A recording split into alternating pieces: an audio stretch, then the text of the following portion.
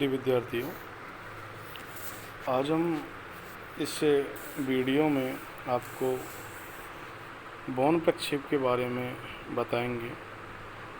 बौन प्रक्षेप से पूर्व हमने एक मानक और दो मानक शंकु प्रक्षेप आपको उस संबंध में वीडियो बनाकर आपको YouTube और आपके व्हाट्सएप ग्रुप तक पहुंचा दिए हैं। अब हम इस बौन प्रक्षेप में बताएंगे। तो इससे पूर्व हमने एक मानक अक्षांश जो बनाया है उसका ही एक संशोधित प्रकार है ये।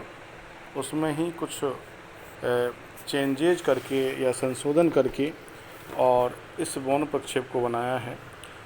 तो रेगवर्ड बौन नामक एक भूगोलविद ने और ऐसा प्रयास किया कि जिस प्रकार हम एक मानक अक्षांश में और एक अक्षांश वृत्त को हम मानक अक्षांश मान करके और शंकु प्रक्षेप बनाते हैं, लेकिन इस प्रकार के प्रक्षेप में हम सभी अक्षांशों को मानक अक्षांश मानते हैं। इसलिए यहाँ पर जो कट लगेंगे वो एक मानक या 45 डिग्री आदि पर ना लग करके प्रत्येक अक्षांश वृत्त पर कट पॉइंट लगेंगे, और इसलिए जो देशांतर रेखाएं होंगी वो सरल रेखाएं ना हो करके और वक्र टाइप या कर्व टाइप प्रकार के होंगे। आइए देखते हैं। तो हमारे लिए जो सवाल है वो आपके इस समय मोबाइल स्क्रीन पर आप देख रहे हैं कि सवाल में ये तीसरे नंबर का जो सवाल है उसमें आपको बताया गया है कि मापनी जो है वो 1:12,50,00,000 की है। इंटरवल यानी रेखांतराल इसमें आपको 15 डिग्री का दे रखा है। मानक अक्षांश इसमें 45 डिग्री उत्तर है। क्षेत्र का जो विस्तार है वो 15 डिग्री उत्तर से 75 डिग्री उत्तरी अक्षांश है, और देशांतरी विस्तार 15 डिग्री पूरब से 165 डिग्री पूर्वी देशांतर है। यानी कि देशांतरी विस्तार को हम देखते हैं कि 15 डिग्री और पूर्वी देशांतर से और 165 डिग्री पूर्वी देशांतर है। यानी कि ये पूरी तरह से और पूर्वी गोलार्ध में ही बनाना है, यानी कि ग्रीनविच रेखा के पूर्वी गोलार्ध की तरफ ही ये पूरा बौन प्रक्षेप बन पाएगा। अब देखते हैं हम इसमें आगे कि जैसा कि हमने इससे पूर्व के एक मानक और दो मानक शंकु प्रक्षेप में जो कैलकुलेशन की थी उसी प्रकार की कैलकुलेशन यहाँ पर हम करने वाले हैं कि जो हमें RF 1:12,50,00,000 दे रखा है प्रश्न में, और उसको हम एक सूत्र के माध्यम से उसमें ढालेंगे कि जैसा कि आप इसमें लिख रहा है कि लघुकृत पृथ्वी के गोले का अर्धव्यास, जिसको हम रेडियस R बोलते हैं, और वो पृथ्वी का वास्तविक अर्धव्यास डिवाइड बाई प्रदर्शक भिन्न का हर। तो पृथ्वी के जो वास्तविक अर्धव्यास है वो 63,50,00,000 सेंटीमीटर है, और प्रदर्शक भिन्न का जो हर है वो हमें दे रखा है, जिसे 1:12,50,00,000 इस ढंग से हमें दे रखा है। तो अंश 1 हो गया और हर 12,50,00,000 हो गया। इस प्रकार हम यहाँ पर देख रहे हैं कि इस सूत्र को हमने सूत्र के माध्यम से इन संख्याओं को और उसी दशा में व्यवस्थित कर दिया। तो 63,50,00,000 डिवाइड बाई 12,50,00,000, तो इसकी हम डिवाइड करने के बाद जो आंसर आया वो 5.08 रेडियस आया। इसका मतलब हमारी जो त्रिज्या होगी वो जिससे हम डायग्राम बनाने जा रहे हैं वो 5.08 सेंटीमीटर की होगी। यहाँ तक जो प्रश्न है वो लगभग तीनों शंकु प्रक्षेपों में इसी प्रकार आगे बढ़ा है। इसलिए यहाँ तक मैं समझता हूँ कि तीनों प्रकार के जो कॉनिकल मैप प्रोजेक्शन हैं उनमें आपको परेशानी नहीं होनी चाहिए। इसके बाद थोड़ा थोड़ा सा अंतर आता है, लेकिन ये जो हम प्रक्षेप बनाने जा रहे हैं बौन प्रक्षेप, वो एक मानक शंकु प्रक्षेप की भांति ही है।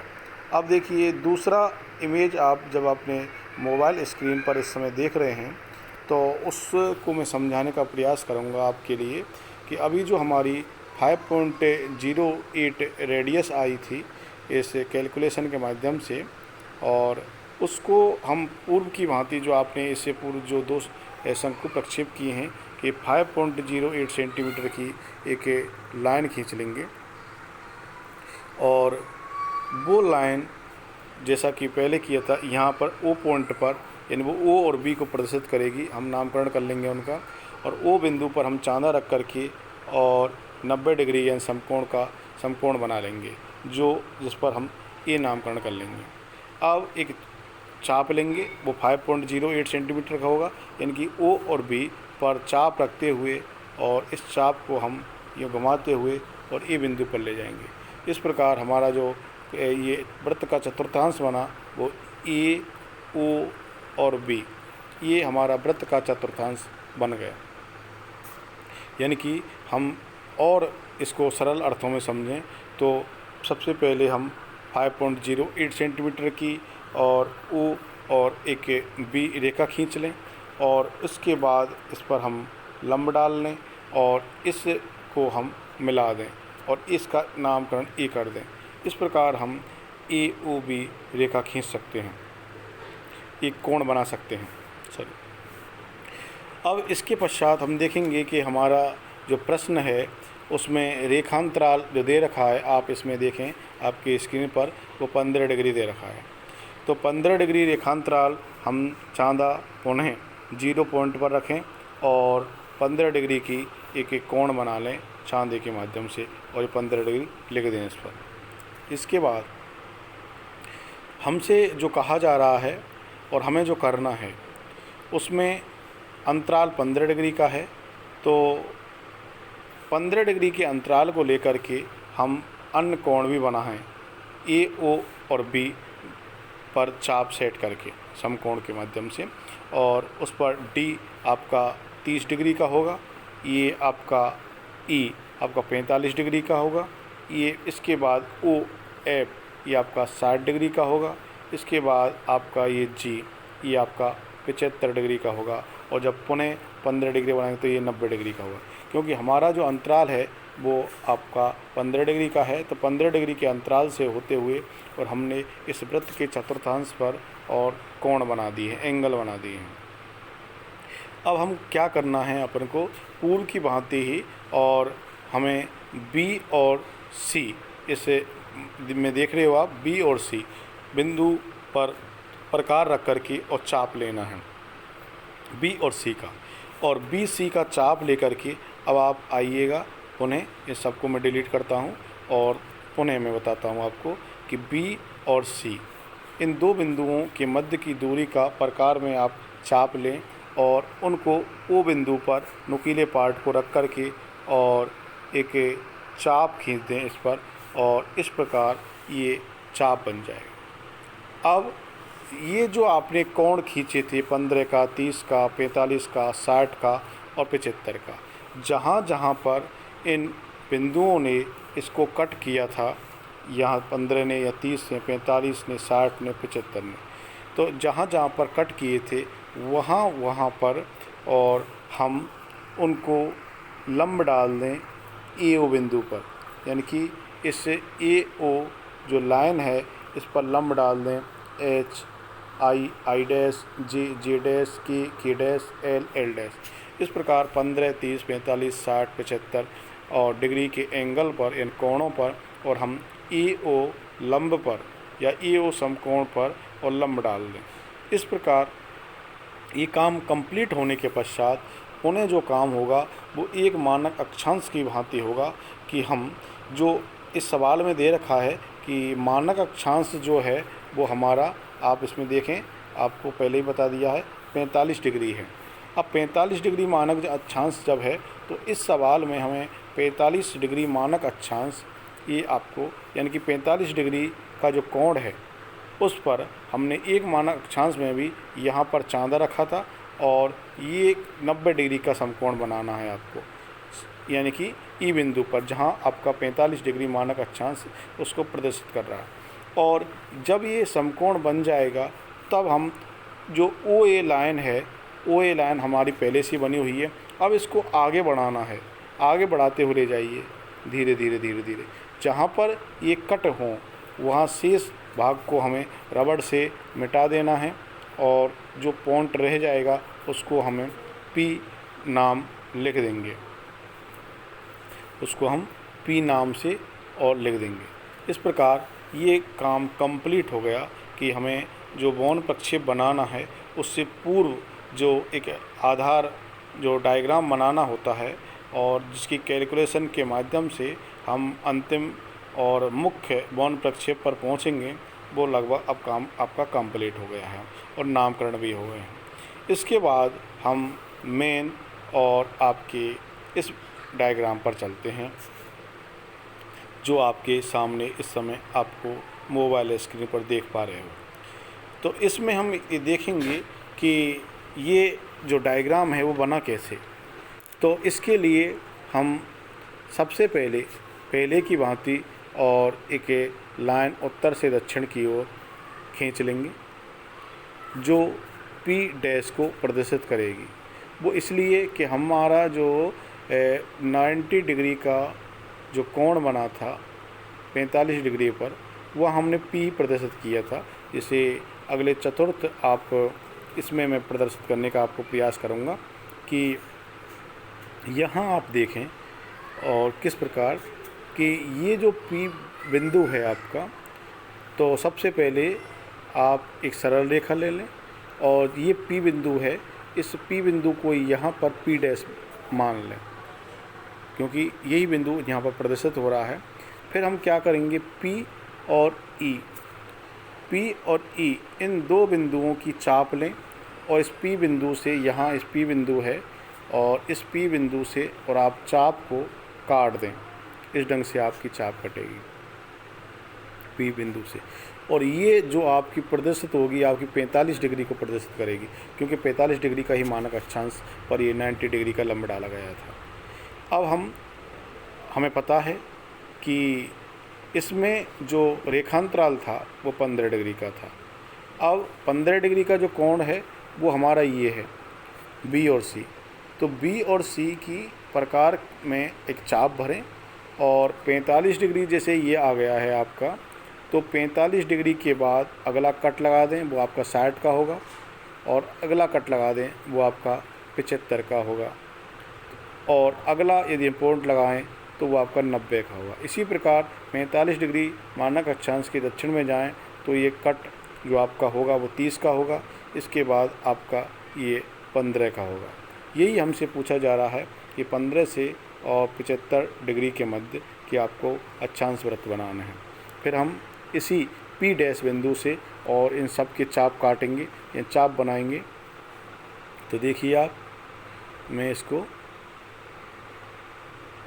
अब आप देखें कि किस प्रकार हमें आगे बढ़ते हैं कि ये P डैश बिंदु हमने रख लिया था। हमने यहाँ पर ये 45 डिग्री का, इस P बिंदु से ही हम यहाँ जो कट लगा था वो 60 का हो जाएगा, फिर कट लगा था वो 75 का हो जाएगा, ये आपका 30 का हो जाएगा, ये आपका 15 का हो जाएगा। इसी इसको मिला दें आगे नीचे। इसके बाद हम क्या करेंगे कि ये सब करने के बाद यानी कि इनका नामकरण कर लेंगे। जैसे हम 15 ये आपकी 30 हो जाएगी, ये आपकी 45 हो जाएगी, ये 60 डिग्री उत्तरी अक्षांश हो जाएगा, ये आपका 75 डिग्री उत्तरी अक्षांश हो जाएगा। फिर हमें प्रत्येक अक्षांश को एक तरह से मानक अक्षांश मानते हुए जो हमें इस प्रकार, जैसे यहाँ मैं थोड़ा सा हिस्सा इसका डिलीट करता हूँ रबड़ के माध्यम से, इसको पुनः बनाएंगे हम कि ये जो आपको दे रखा है कि H और H डैश, आप देखें इसमें H और H डैश। अब इसको ये कितने पर, 15 पर, तो 15 पर हम लाइन खींच कट लगा दें इस ढंग से, क्योंकि ये जो प्रदर्शित करेगा वो जैसे इधर से हम चलेंगे तो 15, 30, 45, 60 और 75 और ये बीचों बीच में 90 डिग्री, फिर 105, 120, 135, 150 और 165। इस प्रकार ये प्रदर्शित होगा 165। इसी प्रकार हम पुनः इस 30 डिग्री की उत्तरी अक्षांश पर आ गए। 30 डिग्री का उत्तरी अक्षांश आपका डी पर जो कट लगा जो लंब डाल रहा है वो हमने आई और आई डैश डाला है। इसकी चाप भरेंगे और चाप भर करके और हम इधर 5 बिंदु इधर लगा देंगे, इसके 5 बिंदु इधर और 5 बिंदु ही इधर लगा देंगे इस ढंग से। इसी प्रकार हम 45 डिग्री पर चलेंगे तो 45 डिग्री का जो ई बिंदु है वो आपका जे और जे डैश की चाप भरेंगे और 5 बिंदु हम इधर लगा देंगे इस ढंग से और 5 बिंदु ही हम इधर लगा देंगे 5। इसी प्रकार हम एफ पर 60 डिग्री का जो कोण है वो आपको के और के डैश की चाप भरेंगे 1 2 3 4 और 5। इसी प्रकार 1 2 3 4 5। अब इसके बाद 75 डिग्री का जो दिखा रहा है वो जी से दिखा रहा है और जी पर एल और एल डैश की चाप भरेंगे 1 2 3 4 5। 1 2 3 4 5। इस ढंग से हम प्रत्येक अक्षांश वृत्त पर और चाप बना देंगे। अब ये जो चाप या कट लगे वो हम स्केल से नहीं मिला पाएंगे क्योंकि पहले एक मानक और 2 मानक अक्षांशों में हमने मिला दिए थे। अब हम इसको फ्री हैंड से ही मिला पाएंगे और वो जो होगा वो आपको थोड़ा सा ध्यान में रख करके और ये प्रयास करना पड़ेगा कि किस प्रकार हम इस ढंग से वक्र टाइप की ये रेखाएं बनेंगी हमारी, इन सब को मिलाएंगे और ये जब आप फेयर करोगे इसको तो बड़ी बखूबी ढंग से हो पाएगा। क्योंकि इस समय मैंने एक निश्चित दूरी की लंबाई नहीं ली है, इसलिए जो कट पॉइंट हैं वो अलग अलग जगहों पर अंकित हो पाए। अब आप इसी डायग्राम को एक फेयर डायग्राम के रूप में और आप अपने स्क्रीन पर देखें। तो स्क्रीन पर जब आप देखेंगे तो मैं इसको थोड़ा सा और जूम करता हूं तो या फिर आप ऊपर वाले डायग्राम को देखें, तीसरे जो इमेज में दिख रहा है इसको देखें कि यहाँ पर आप नॉर्थ पोल जो दिख रहा है आपको वो 90 डिग्री का है। ये जैसे आपका ये 75 डिग्री था तो जब हमने इसके बी और ये ई लाइन से इसको काटा था तो ये नॉर्थ पोल हो गए। लेकिन हमारे जो सभी अक्षांश वृत्त हैं वो पी डैश बिंदु से खींचे गए हैं, यानी पी डैश बिंदु पर नुकीला प्रकार का हिस्सा रख करके और सभी ये अक्षांश वृत्त हमने खींचे हैं। तो नॉर्थ पोल से उत्तर में आपका पी डैश बिंदु है, तो यहाँ पर ये अंतर है और ये पी जो है वो संकेंद्रीय चाप वृत्त है, चाप केंद्र है, यानी कि सभी जो वृत्त खींचे गए हैं वो पी डैश बिंदु से खींचे गए हैं और पी डैश जो बिंदु है वो उत्तरी ध्रुव को प्रदर्शित नहीं कर रहा है बल्कि उत्तरी ध्रुव से भी वो उत्तर में है। इसके बाद आप अन्य इससे पूर्व जो 1 मानक 2 मानक जो बने हैं उनमें आपने देखा था कि जो देशांतर रेखाएं थीं वो ध्रुव से आ रही थीं और वो सरल रेखाएं थीं। लेकिन यहाँ पर आप देख रहे हो कि जो देशांतर रेखाएं वो कर्व टाइप की या वक्राकार की हैं, जो एक्चुअल देशांतर रेखाओं की तरह ही हैं। यानी कि जिस प्रकार हम ग्लोब पर देखेंगे तो एक्चुअल देशांतर रेखाएं हैं वो कर्व टाइप होती हैं और उत्तर और दक्षिण में जाते हुए वो उनके 2 मध्य के जो बिंदु हैं उनमें दूरी धीरे धीरे कम होती जाती है और 2 देशांतर रेखाओं के मध्य की जो दूरी है वो भूमध्य रेखा पर सर्वाधिक होती है। लेकिन भूमध्य रेखाएं सरल रेखाएं नहीं होती हैं, जैसा कि हमने 1 मानक और 2 मानक अक्षांशों में कुछ कमियां की थी। उन्हीं कमियों को संशोधित करके रिकवर्ड बॉर्न महोदय ने और बॉर्न प्रक्षेप के माध्यम से उस कमी को सुधारने का प्रयास किया है। तो आप इसमें जो हमने प्रश्न में दे रखा था कि 45 डिग्री की जो स्टैंडर्ड पैरेलल लाइन है वो आपकी इसमें आपने लिख दी स्टैंडर्ड पैरेलल। हिंदी में भी आप मानक अक्षांश इसको लिख सकते हो। और हमें जो प्रश्न में दे रखा था कि 15 डिग्री से आपका 165 डिग्री का इसका पूर्वी विस्तार होगा, तो आप इसमें देखें कि यहाँ पर 15 डिग्री ईस्ट है, इधर 150 के बाद 165 डिग्री ईस्ट है, ये पूर्वी देशांतर से पूर्वी देशांतर में ही है। तो इस प्रकार ये और ये बीचों बीच का जो है वो सेंटर मेरिडियन माना है हमने और वो 0 डिग्री ना होकर 90 डिग्री है, क्योंकि यदि ये जो बॉर्न प्रक्षेप है वो यदि हम इसको 0 डिग्री मान करके और एक ही गोलार्ध बनाने का प्रयास करते हुए तो ये हमारा इस ढंग से बन पाता। तो इससे थोड़ी अशुद्धि को संशोधित करने के लिए हमने ये 0 डिग्री को यहाँ ना मान करके और बीचों बीच में 90 डिग्री को मान लिया। तो 90 डिग्री से इधर, हालांकि ये ईस्ट है और यहाँ भी आपको ईस्ट ही मिलेगा। दूसरे मानचित्र में भी आप देख सकते हो कि आपको दोनों तरफ ईस्ट ही मिलेगा। इसमें आप देखें कि यहाँ भी ईस्ट है और यहाँ भी ईस्ट है, यानी कि ये पूरा ही भौन प्रक्षेप है वो पूर्वी गोलार्ध में प्रदर्शित करने का प्रयास किया है। तो आप ये देखें इसमें, अब इसकी जो पहचान है, गुण हैं, कुछ विशेषता हैं, उनमें आप देखेंगे कि यहाँ पर समस्त जो अक्षांश वृत्त हैं वो शंकु के शीर्ष केंद्र, जो शंकु का शीर्ष केंद्र क्या है, यहाँ पर पी बिंदु पर ये, और नॉर्थ पोल नीचे है। और इसमें अक्षांश वृत्तों पर मापनी शुद्ध रहती है, क्योंकि प्रत्येक अक्षांश वृत्त पर कट पॉइंट लगा करके और उनको प्रदर्शित करने का प्रयास किया है।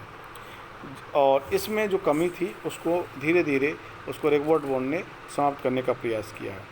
अक्षांश और देशांतर रेखाएं 90 डिग्री यानी समकोण पर काटती हैं। इसके अतिरिक्त यदि इनकी हम इसे 90 डिग्री से और पूरब की तरफ या इधर की तरफ, दोनों तरफ जाएं, यानी विस्तार धीरे धीरे हम बढ़ाएं, तो इसमें कुछ विकृति आने लगती है। इसका मतलब ये हुआ कि इसे सेंटर में रेडियल लाइन के आसपास और ही इसमें मापनी शुद्ध रहती है और इसमें समछेद का गुण भी रहता है। यदि इसके उपयोग को देखें तो इसमें फ्रांस, स्विट्ज़रलैंड, बेल्जियम आदि देशों के स्थलाकृतिक मानचित्र इस पर बनाए जा सकते हैं। तो यहाँ यदि महाद्वीपों की बात करें तो दक्षिणी अमेरिका, ऑस्ट्रेलिया या उत्तरी अमेरिका, एशिया आदि महाद्वीपों को इस पर प्रदर्शित किया जा सकता है। तो इस प्रकार ये जो बौन प्रक्षेप है उसमें उसको सरल ढंग से मेरे द्वारा आपको समझाने का प्रयास किया गया है, और आशा है आप इस वीडियो के माध्यम से इस वीडियो को सुन करके और देख करके और अपने डायग्राम अपनी वर्कबुक में, फील्ड या अभ्यास पुस्तिका में बना पाओगे। धन्यवाद।